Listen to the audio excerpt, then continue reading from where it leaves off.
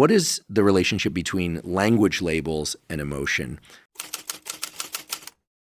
There are emotion concepts or categories. Well, let's use the anger category. If you only have one word for anger, that means all you know is there's one form of anger. But if you start teaching people, well, there are other words that we could use like peeved, irritated, angry, enraged, livid. And then you have rich conversations, which is what I do in schools with kids and teachers themselves.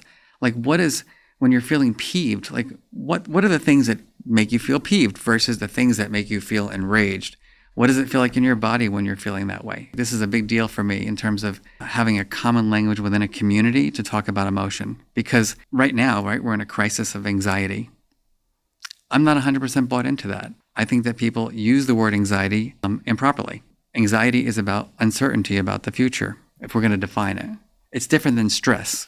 There's different forms of stress, as you know.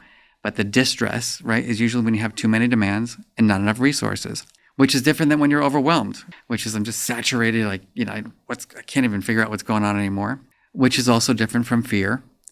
And we call that emotion differentiation. So if I'm anxious because I'm worrying about the future, maybe the breathing exercise is not going to be as helpful. Like, why am I asking you to understand these differences? Because otherwise we can't communicate. And so helping people make connections between the feeling and the reason for the feeling, from my perspective, has been very helpful to help them learn how to regulate the emotion. So connecting the feeling and the reason for the feeling. Correct. As opposed to just labeling the feeling. Yeah, you need to know why. It's the why that you really have to deal with.